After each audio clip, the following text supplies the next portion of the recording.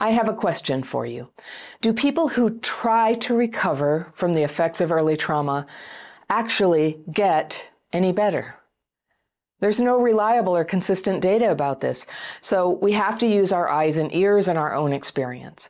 So I can tell you without hesitation that some people definitely heal trauma symptoms and blossom in their lives. Some do, and some don't.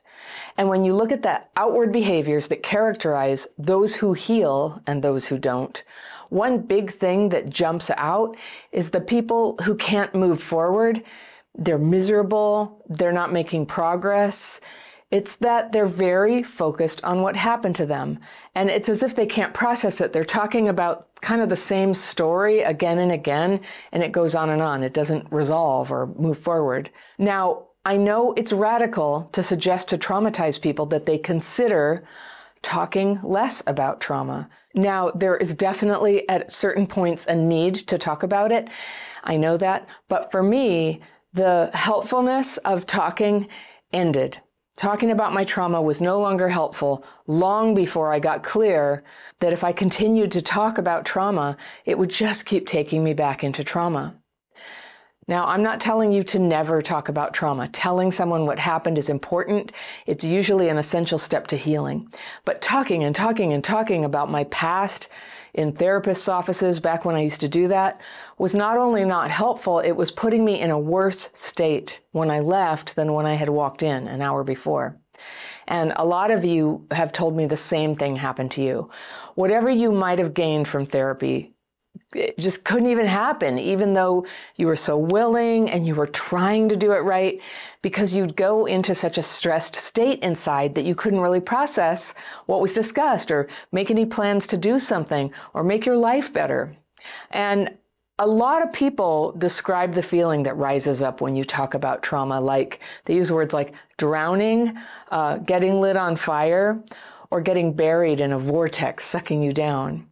So it's not exactly describing a feeling of healing, right?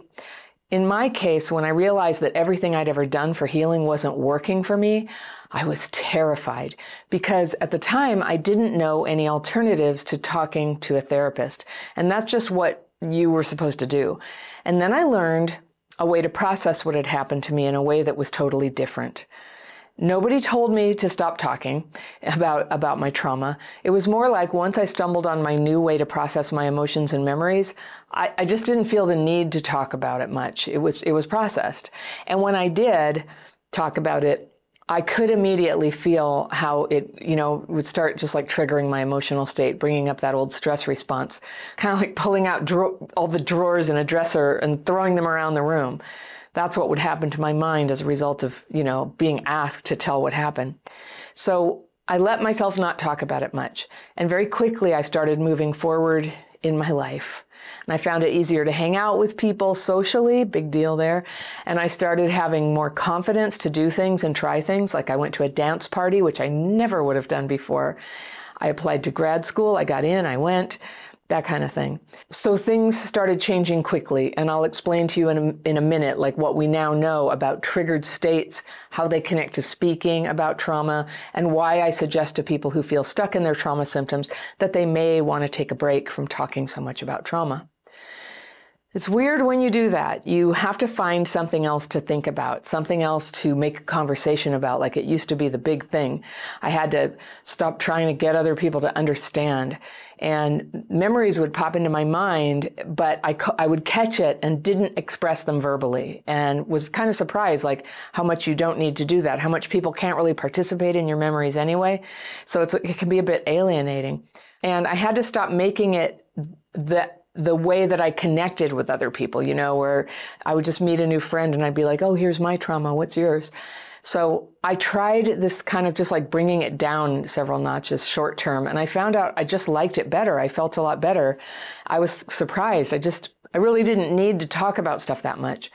So now every time I say that this is a part of the approach to healing that I teach, like not talking so much about it, not focusing so much on what happened, I get a few angry letters along with thousands of letters thanking me Because a lot of people have what I have, which is a sensitivity to talking about trauma. And if you say you don't want to do the normal thing and go talk to somebody about problems, people are going to look at you like you're defiant or loopy or just trying to not take responsibility for the problems in your life. So I got all of that. And therapy is seen as the one and only thing to do about problems. That and then taking medication, which if you're like me can also send your healing backward, not forward. But here's the most important thing. When you're not talking about trauma, you can be writing about it. Writing doesn't use the same neural pathways as speaking, and this explains why for so many of us, writing can be therapeutic and talking less so. It can be triggering. And I'll talk more about that in a moment too. But obviously, I'm one of those people who gets completely dysregulated when I talk freely about the trauma in my past. My heart pounds, my face gets numb, I get clumsy, I get discombobulated. And I've had therapists suggest that what this means is that I need to talk about it more. But I talked for 11 years, right? And I got worse. So I can say with certainty that after many years in therapists, the storytelling never led to any improvement or clarification or insight. And it always made things harder. It's just like always, like talking about the past would just be throwing a wrench in the works for whatever inner equilibrium and focus that I did manage to have on any given day. But you're not supposed to say that. It's weird. I knew this to be true about myself for years, but I observed that a lot of people felt like when I said so, I was trying to invalidate them and their experience. And they'd want to argue with me or kind of like shut the curtains on what I was saying. And it reminded me of people with extreme views or fundamentalist religion where only one possible experience is allowed. But all that matters is that you find a way to heal your symptoms and feel happier. It's absolutely necessary if you're going to become your full and real self and live fully. And many of us have to experiment to find what works. And luckily, this orthodoxy about, therapy, medication is changing and new approaches are becoming accepted. Maybe not covered by insurance, but accepted and considered legitimate and beginning to show, clinical validation that's maybe better than anything you've seen for the older methods. The best mental health professionals are those who care more about your healing and that you have a breakthrough than they do about orthodoxy or how they've always done it or hierarchy. There's some people in that hierarchy in mental health who get really uncomfortable when you find ways of healing that don't require their involvement. Like that scares them. Most of them are not like that, but some are. And in a way, I can understand their concern, but I'm here to tell you, you can have that breakthrough in your trauma symptoms without having to make your story the big bonfire in the living room. That is whether or not you have access to professional help. Most people don't, by the way. But you do not have to focus on the story. And a lot of people come to Crappy Childhood Fairy, like they'll come into the membership and the first thing they do when in the sort of introducing people, they talk about everything that happened to them. And then gradually they sort of absorb, like there's another way to be yourself here. And it does not have to be your backstory of the bad things that happened. Far more relevant for your healing right now is what symptoms are you having? What's working for you to change those symptoms? What are you finding you really enjoy? Did you have a struggle today that was hard to get out of? What did you do? Like that's really good information to have. And in our membership community, people share that and they learn a lot from each other. I don't consider the story the most important thing. Some do. I don't. It's more about symptoms now and how you manage them now. Now, how I do that and what I teach in my programs, it's an approach based on writing, a very specific technique followed by a simple meditation. And it's a technique you can use yourself once you've learned it without any guidance or special equipment, anywhere that you happen to be where you can sit down. So I call this the daily practice. And if you've watched many of my videos, you've heard me talk about it. I talk about it a lot. And if you want to check it out, it's down below in the description section. So long ago, a woman showed me these techniques, and I tell the story of that in other videos and in my course. So she helped me get started in these techniques, the writing, the meditation, and then from time to time, she'd listen to what I'd been writing. And this gave me the added bonus of having a witness, a confidant, and somebody to kind of check if I had the format right, which is a very nice thing to have. So in a very powerful and structured way, I was sharing my struggles with another person. I wasn't stuffing them down. I was communicating them. And contrasted with everything I'd tried before, this kind of talking, which was writing what I had to say, reading it, gave me reliable relief, not getting all wound up, not getting re-traumatized and triggered, but just getting things off my chest the way that other people do. So if you're someone who can't talk about this stuff without getting triggered, but you still wish you had someone to hear you, to understand you, you can have that by reading what you wrote to another person who also uses these specific techniques. And I really emphasize that. Sometimes people go, oh, writing, I journal, I do that. And then they go, hey, it didn't have the effect that you talked about. This is a very specific technique, and I'm happy to teach you. It's free. You can learn it and try it in less than an hour. And then plus there's a lot of FAQ videos. So it's a free course. But it is specific, and the results I'm talking about are connected to this specific technique. So in my program, when you have somebody who's a peer to you, if you read that to somebody, we call that a buddy. And in some cases, you might read to someone who has been doing it longer than you and can give you some pointers, and we call that a mentor. Now, if you're interested in trying this, again, there is a link down below in the description section. And if you sign up for that, you'll be invited to Zoom calls with me every couple of weeks where we do the techniques together and I take a bunch of questions and you can perfect your technique. And also, all information about courses is on my website at crappychildhoodfairy.com. Now, just so you know, there is strong scientific support for writing as a way to process emotions and heal trauma wounds. And the research didn't make a big splash at the time, but back in the 80s, a researcher from the University of Texas in Austin named James Pennebaker found out that people who wrote about past trauma, even a little bit, like 4 times over 4 days for 15 minutes each time, showed a big change in their use of healthcare in the following months. They visited the health services clinic 50% as often in the months that followed, compared to the average of the student population. And what this suggested, and the study was replicated elsewhere several times, was that there was a positive health benefit to writing about trauma. Now, we know that writing uses a different part of the brain than talking, and we're talking about a terrible thing that happened can re-trigger a trauma response. Writing can allow you to express what happened without re-triggering that whole adrenal response. And as you may know from experience, when you have active PTSD, that constant triggering and re-triggering is exhausting. It wears you down, and it can keep you trapped in your trauma. Now, again, it's important to talk about it sometimes. If that is what's helping you, by all means, keep doing it. Keep using that, talk therapy. But if you're finding that it's upsetting you and triggering you and keeping you stuck to keep talking about your story, you might want to try writing. Now, in my opinion, some forms of writing are more helpful than others. Some people write long lists of bad things that were done to them and things that they hate about people. And if that helps you, great, but it probably doesn't, chances are.